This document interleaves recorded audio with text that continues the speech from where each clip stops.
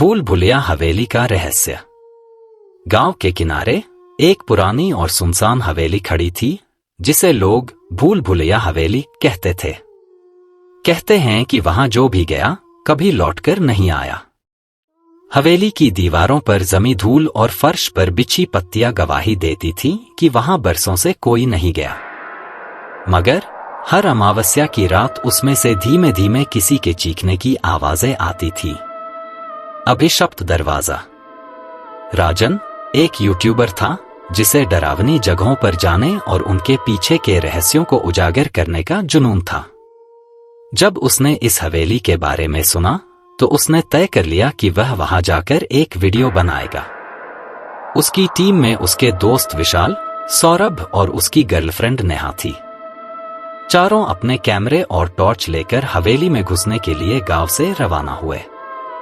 गांव वालों ने उन्हें बहुत समझाया, लेकिन रोमांच की चाह में उन्होंने किसी की एक न सुनी। जैसे ही वे हवेली के पास पहुंचे, वहां के वातावरण में अजीब सी ठंडक महसूस हुई, जबकि गर्मी के दिन थे। हवेली का मुख्य दरवाजा एक हल्की सी ठक ठक करने की आवाज के साथ खुल गया, जैसे कोई उनका स्वागत कर रहा हो। भूल भुलैया के रहस्यमयी रास्ते।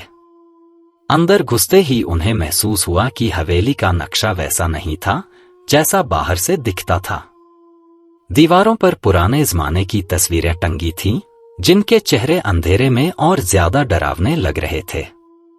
हमें अलग अलग होकर एक्सप्लोर करना चाहिए, राजन ने कहा। नहीं, हमें साथ रहना चाहिए, नेहा ने घबराते हुए कहा।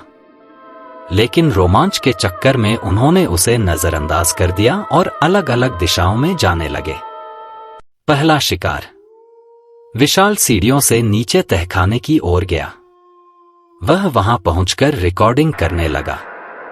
अंधेरे में उसे एक लकड़ी का संदूक दिखा, जिस पर अजीब सी आकृतियां बनी थी।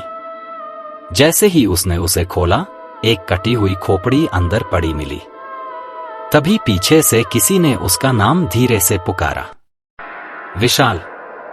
उसकी टॉर्च फौरन बंद हो गई और अगले ही पल वहां सिर्फ उसकी चीख गूंजी। छायाएं जो पीछा कर रही थीं। नेहा और सौरभ पहली मंजिल पर थे। उन्हें लगा जैसे उनके पीछे कोई चल रहा है। जब उन्होंने मुड़कर देखा तो वहां कोई नहीं था। लेकिन अचानक नेहा को लगा कि कोई उसकी गर्दन के पीछे सांस ले रहा है। सौरभ, जल्दी चलो यहां से। लेकिन जब सौरभ ने उसकी ओर देखा तो उसके चेहरे का रंग उड़ गया। नेहा, तुम्हारे पीछे कोई खड़ा है। नेहा के रोंगटे खड़े हो गए। जैसे ही उसने पलटकर देखा, एक काले कपड़े में लिपटी परछाई उसके ठीक पीछे थी। वह चीखने ही वाली थी कि परछाई ने उसे अपनी जगह से उठा लिया और अंधेरे में खींच लिया। गूंजती हुई चीखें। अब हवेली में सिर्फ राजन बचा था। वह अपने कैमरे से सब रिकॉर्ड कर रहा था।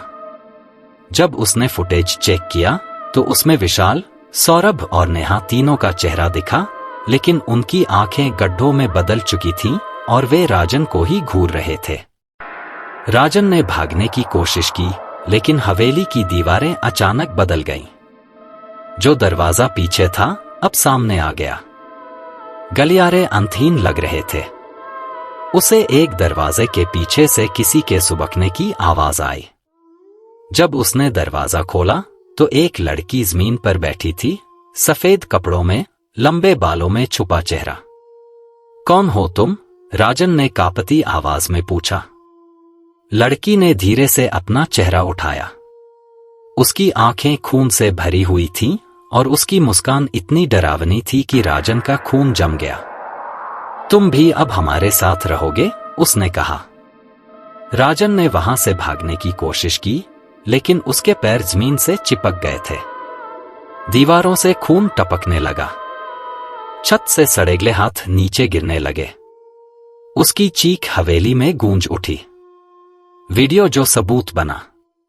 अगली सुबह गांव वालों को हवेली के बाहर राजन का कैमरा मिला। जब उन्होंने उसकी रिकॉर्डिंग चलाई तो उसमें हवेली की दरवाजे से अंदर जाते हुए 4 लोग दिखे। फिर अचानक वीडियो हिलने लगा और आखिर में स्क्रीन पर सिर्फ एक संदेश लिखा हुआ था, हम यहां फंस चुके हैं, हमें बचा लो। लेकिन जो भी आएगा वो वापस नहीं जा पाएगा। उसके बाद कैमरा खुद ही बंद हो गया। उस दिन के बाद कोई भी हवेली के पास नहीं गया। मगर हर अमावस्या को हवेली से अभी भी वही चीखें आती हैं और दरवाजे के पीछे कोई खड़ा दिखता है, शायद राजन, शायद विशाल, नेहा और सौरभ, या कोई और जो भूल भुलैया हवेली में गुम हो गया।